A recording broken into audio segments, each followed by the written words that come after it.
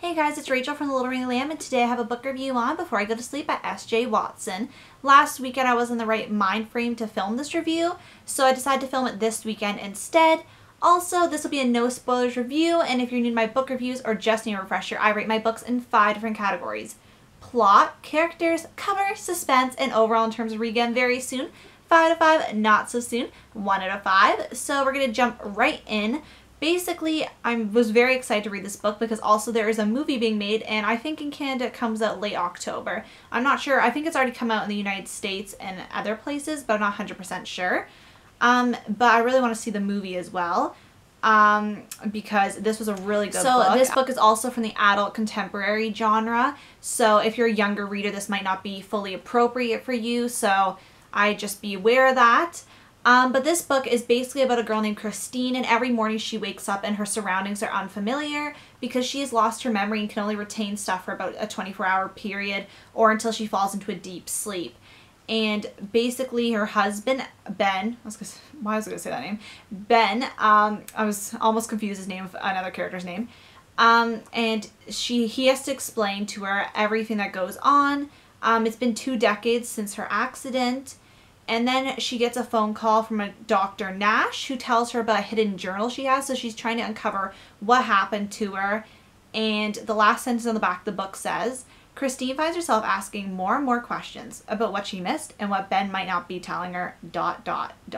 So that sounded really intriguing to me. I haven't read a lot of books about people with amnesia and like memory retention problems. I'm not sure if that's how you classify it.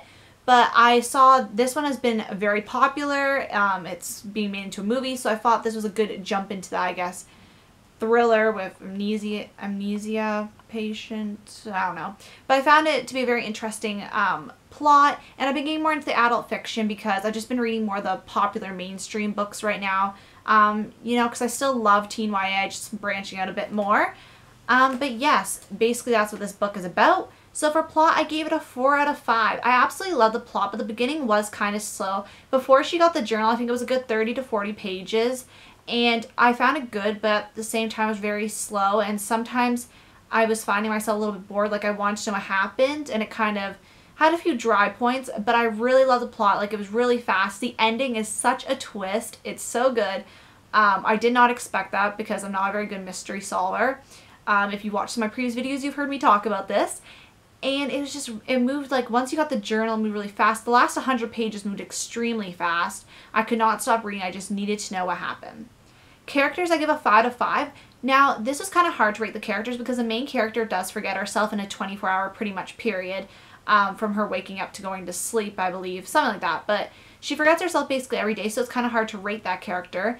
But at the same time, I found the character really good. I found the stuff that she was remembering, like, it linked together. It wasn't like she just, like, looked at something and she remembered her whole life kind of thing. Like, you got in tiny steps, which I did enjoy. I enjoyed how her character progressed throughout the novel. I also enjoyed all the other side characters, especially all the twists and turns that entailed. I don't want to spoil anything. But yeah, I really liked all the characters. I had no complaints with the characters. I was suspicious of a lot of them, but that made the book really exciting. So cover, I give it 3 out of 5. Now this cover doesn't scream like scary, not scary, but thriller novel. Like this actually, like, if I saw this cover, I would think, you know, this person has a hard life. They're stressing out. She looks kind of like she's upset. Like, I would not think this is about a girl who had her memory, like, wiped every time she went to sleep. So, yeah. But I like, at the same time, the simplicity of the cover. And I like the brown, like, color of it because it kind of reminds me of, like a wall. Like, how it's, like, what is it called? Not stucco. But I forget, like, a sponge technique, kind of. I like the spine and, like, the typography. It's just, it doesn't scream thriller to me. That's why I like the cover, but at the same time, it doesn't scream the genre kind of the book. I honestly think the movie cover, if you've seen it, has Nicole Kidman and Colin Firth, and I forget who the other actor is on it, and it's in white and blue, and it has all their faces looking very intense, and I find that actually goes better with the plot, but also I think, like, it'd be better if the cover was more spookier. I actually think the cover would be really cool if it was, like, darker and more mysterious, but I do enjoy this cover. Suspense, I give a 4 out of 5. I really like the suspense in this book, but once again, there was dry points, but like the ending, like, oh my gosh. And the last 100 pages leading up to, I'm pretty sure a little bit more than 100, were so intense, so crazy, so suspenseful. Definitely a suspenseful read. The beginning's a little slow, but it builds with suspense.